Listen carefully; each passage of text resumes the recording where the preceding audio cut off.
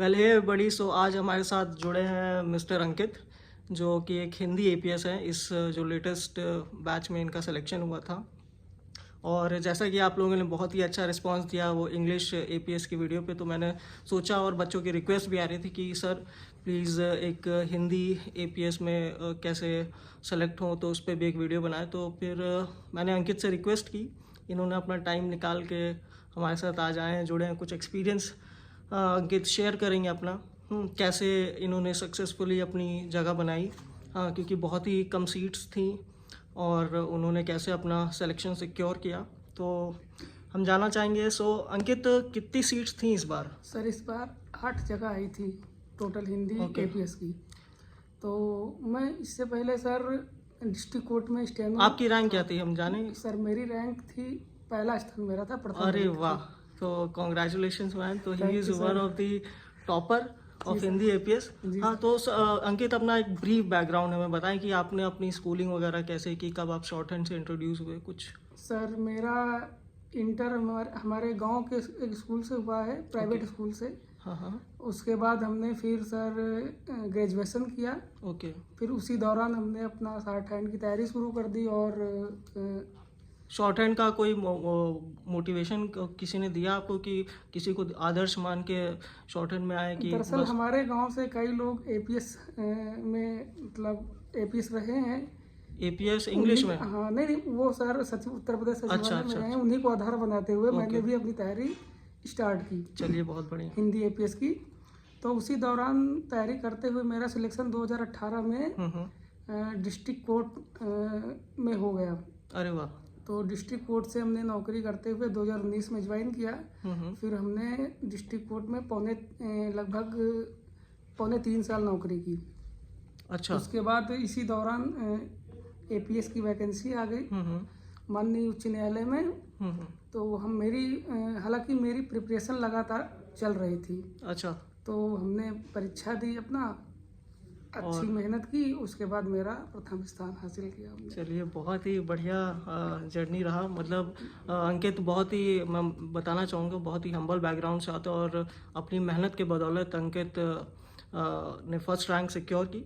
तो अंकित, कुछ अगर आप बताना चाहेंगे, क्या सिलेबस रहा एग्ज़ाम का, क्योंकि कई बच्चे कन्फ्यूजन में हैं, क्योंकि इस बार हमारे टाइम पे सिलेबस, मैं 2019 का सिलेक्टेड कैंडिडेट हूँ, एंड उस समय कुछ वो सिलेबस डिफरेंट था। इस बार कुछ चेंजेस हुए, तो हिंदी के लिए क्या रहता है? सर सिलेबस में सर रीजनिंग आई थी, जीएस थी, ओके, और हिंदी थोड़ी थी, 10 नंबर की शायद थी। सिलेबस हम सर से फिर किसी दिन बात करके बताएंगे। अच्छा। मेरे दिमाग में आ नहीं रहा इस समय। अच्छा, तो वही मतलब बेसिक जीएस का, जैसे जीएस ज़्यादा थी, और हमारे जीएस अच्छी भी थी, और उसी आधार पर हमने भी अच्छा स्कोर किया। मतलब एक मिक्स, और मैथ भी थी, रीजनिंग भी थी, मतलब हर एक सब्जेक्ट से। जैसे आरओ का जो प्री का एग्जामिनेशन आता है, सेम उसी प्रकार था, वैसा ही कुछ था। जी सर। तो सिलेबस ये रहा। तो प्रिपरेशन के लिए, अगर जैसे आप किसी भी एग्जाम की तैयारी कर रहे हैं, वही शायद बेस बना के वैसे भी आप क्लियर कर सकते हैं इसका प्री। जी सर, बिल्कुल। अगर आप मेहनत लगातार करते हैं और अपनी तैयारी के दौरान कोई ब्रेक नहीं लेते हैं, मतलब लगातार पर डे पढ़ते हैं, तो आपका सिलेक्शन होना तय है 100%। तो मैं एक चीज़ और पूछना चाहूँगा कि जो आपका शॉर्ट हैंड का वेटेज, इसमें सिलेक्शन में आपका ज़्यादा मायने रखता है कि आपका प्री? सर इसमें, जैसा आपने बहुत अच्छा क्वेश्चन पूछा है, सर हमें सभी बिंदुओं पर बहुत ज़्यादा ध्यान देने की आवश्यकता है जी। टाइपिंग हो, शॉर्ट हैंड हो, या हमारा रिटर्न हो, हमको सभी चीज़ों पर मजबूत पकड़ बनानी होती है। तो जिस हिसाब से इस बार का पेपर 150 नंबर का आया था, उसके बाद सर टाइपिंग हुई थी 50 नंबर की, और 50 नंबर का शॉर्ट हैंड, जैसे हमने अभी आपको बताया आप लोगों को कि दो पद्धतियाँ पूछी गई थी, एक ऋषि प्रणाली और एक विशिष्ट प्रणाली। तो उनका जो है सर आया था, उसको डिक्टेशन पढ़ के उसको हिंदी बनानी थी, मतलब ट्रांसक्राइब करना था सर। 50 नंबर का सर वो आया था। तो 50 नंबर की टाइपिंग, 50 नंबर का ट्रांसक्राइब करना, और 60 हैंड हुई थी 150 नंबर की जी। तो 60 हैंड भी बहुत अच्छी होनी चाहिए। तो कुल मिला के ये आपका स्किल का जो सेट हो गया 250 नंबर का जी सर, वेटेज रखता है। कुल मिला के 250 नंबर का स्किल है हमारे पास। ओके। और 150 नंबर का जो था वो थी हम लोगों की रिटर्न। तो रिटर्न जब तक मजबूत नहीं होगी तो हम लोगों को स्किल में पहुंचना संभव भी नहीं है। तो रिटर्न के साथ साथ स्किल भी बहुत अच्छी होनी चाहिए। जी। तो इसका मैनेजमेंट के बारे में अगर आप बच्चों को बताएं, कैसे दिन भर, जैसे अगर बच्चा किस हिसाब से समय को बांटे कि दोनों चीज़ें कवर कर पाए? इसके लिए सर बहुत ज़्यादा लोड लेने की ज़रूरत नहीं है।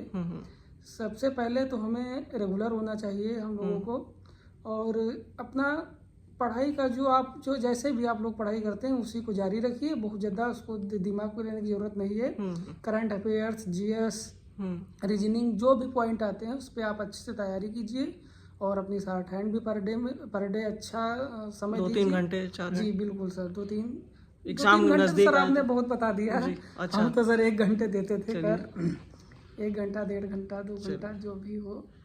तो अच्छे से तैयारी कीजिए, आप लोग भी सिलेक्शन लीजिए। और इस समय उत्तर प्रदेश सचिवालय में भी वैकेंसी आई हुई है, तो उसके लिए भी आप लोग अच्छे से तैयारी कीजिए। मतलब कि हिंदी, अगर कोई हिंदी शॉर्ट हैंड सीख रहा है तो उसमें भी स्कोप कम नहीं है? बहुत ज़्यादा स्कोप है उसमें भी ऐसा है नहीं कि ये एक सर मिथ बना हुआ है कि इंग्लिश वालों को ज़्यादा अपॉर्चुनिटी मिलती है। ऐसा कुछ नहीं है। आप एसएससी देख लीजिए, एसएससी में भी हमारे तमाम जानने वाले सर हैं, स्टेनो हैं जी। और बहुत अच्छे पदों पर सब लोग इस समय तैनात हैं। बस मेहनत आप करिए, मेहनत कीजिए तो आपका सिलेक्शन बहुत जल्दी होगा और 100% होगा। तो कुछ मोटिवेशन अगर बच्चों को देना चाहे, अगर जो ड्रीम करते हैं कि मैं भी एक एपीएस बनूं, एक गैजेटेड अधिकारी बनूं? जी सर बिल्कुल, बहुत अच्छा है। इसमें सैलरी भी बहुत अच्छी मिलती है। आप लोग पद की गरिमा भी काफ़ी अच्छी, पद की बहुत अच्छी गरिमा है। इसके लिए तो आप बहुत शानदार जगह है हाई कोर्ट, जहाँ हम नौकरी कर रहे हैं इस समय। थोड़ा सा मतलब अपने आप को मेंटली प्रिपेयर करना पड़ेगा कि हम हाई कोर्ट में जा रहे हैं। तो बहुत अच्छी नौकरी, और यहाँ के सीनियर्स भी बहुत अच्छे हैं। सर से मोटिवेट होकर हम खुद यहाँ पर अरे वाह, थैंक यू सर के वीडियो हम देखते थे। Thank you. और कुछ अपना एक्सपीरियंस शेयर करें। पिछला 1 साल हो गया लगभग आपको ये सर्विस में। सर बहुत अच्छा है, और हमारे काम का दबाव ज़्यादा तो नहीं है? बहुत स्नेह मिलता है। काम का दबाव आप लोग हैंडल कर लेंगे, हालांकि मेरे जो मित्र हैं सब हैंडल कर लेते हैं, तो आप लोग भी सभी लोग हैंडल कर ही लेंगे जी। और उच्चाधिकारी भी बहुत ज़्यादा मतलब बहुत ज़्यादा सर सौम्य है, ऐसा कोई दिक्कत वाली बात नहीं है। तो आराम से अपनी तैयारी कीजिए, नौकरी कीजिए, बहुत अच्छी नौकरी है। चलिए बहुत बढ़िया, और थैंक यू अपना वैल्यूएबल समय आपने निकाला। तो ये 2 अंकित थे। अभी जैसा कि बताया कि 7 सीटें थी जी सर, 7। उसमें प्रथम रैंक अंकित की थी। अंकित का इंटरव्यू हो गया। एक बात और हम कहना चाहेंगे। ये सर के वीडियो देख के जो है हम यहाँ पे बैठे हुए सर के बगल में। हमने जब ज्वाइन करके जब हम आए हैं तो हमारी इच्छा थी पहले सर से ही मिले। चलो भाई, थैंक यू सो मच। और आपसे भी बहुत लोग मोटिवेट होंगे। हाँ, जो भी देखेंगे दर्शक वो आपसे मिलना चाहेंगे। बिल्कुल। और हम भी मिलने के लिए सबसे तैयार हैं। और अपनी मेहनत कीजिए आप लोग, अच्छी सिलेक्शन लीजिए उत्तर प्रदेश सचिवालय में, माननीय उच्च न्यायालय में, और एसएससी के थ्रू जो होती हैं, यूपी SSSC के थ्रू जो होती हैं, बढ़िया सिलेक्शन। चलिए, अभी 2 हिंदी एपीएस और यहाँ लखनऊ में पोस्टेड हैं, उनसे भी बात करेंगे। और कैमरा पकड़े मेरा थोड़ा हाथ दर्द हो गया, तो नेक्स्ट सीक्वेंस में उनसे बात करेंगे। अगर क्योंकि अभी वो शायद कोर्ट गए हुए पता चला, और एक तो छुट्टी पे है, EL ऑन लीव पे, और बाकी के जो हिंदी एपीएस वो इलाहाबाद में ही है, इन्होंने ट्रांसफ़र लिया लखनऊ। तो फिर ये भी एक चॉइस रहती है आपके पास कि अगर आप इलाहाबाद में काम करना चाहेंगे या तो लखनऊ में, जहाँ भी आपको सूटेबल लगे।